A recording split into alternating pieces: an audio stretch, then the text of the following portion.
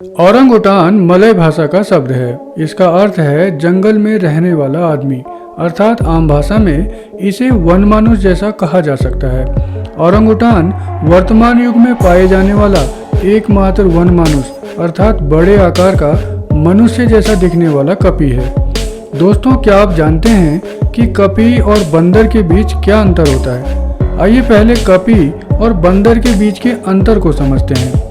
कपी को अंग्रेजी में ऐप और बंदर को मंकी कहते हैं। कपी और बंदर को हम पूंछ से पहचान सकते हैं। अधिकतर बंदरों के शरीर में पूंछ होती है, जबकि कपियों के शरीर में पूंछ नहीं होती है।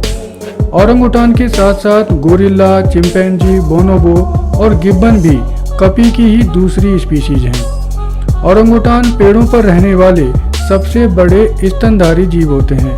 जो जीव अपने बच्चों को दूध पिलाते हैं उन्हें स्तनधारी जीव कहा जाता है। स्तनधारी जीवों की मादाओं के शरीर में स्तन ग्रंथियां पाई जाती हैं जिनसे दूध निकलता है।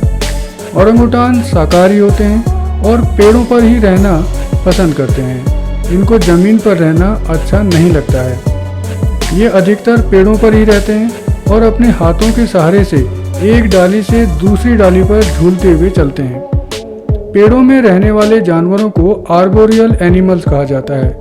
सभी आर्बोरियल एनिमल्स में साइज के लिहाज से औरंगुटान सबसे बड़े जानवर होते हैं और इनकी भुजाएं बाकी सभी दूसरे कपियों जैसे चिंपैंजी, गोरिल्ला, बोनोबो और गिब्बन के अलावा मनुष्य से भी लंबी होती हैं।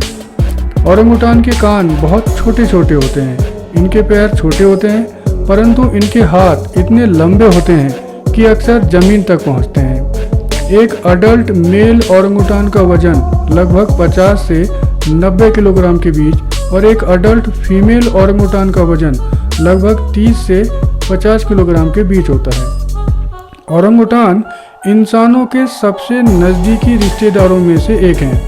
इनके जीन्स इंसानों के जीन्स से 95 से 98% तक मिलते हैं।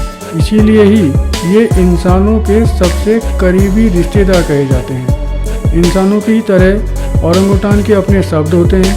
अलग अलग भावनाओं की स्थिति में ये शब्द अलग अलग तरीक़ों से निकलते हैं। औरंगुटान अपनी शब्दावली के शब्दों को अपग्रेड भी करते रहते हैं। इस प्रकार औरंगुटान की अपनी भाषा भी होती है। एक औरंगुटान किसी इंसान से लगभग 7 गुना अधिक मजबूत होता है। इंसानों की ही तरह इनके भी 32 दांत होते हैं। इंसानों की ही तरह जवान होने पर मेल औरंगुटान के चेहरे पर दाढ़ी भी उगती है। इनके उछल कूद करने के तरीके मनुष्यों से बहुत मिलते जुलते होते हैं।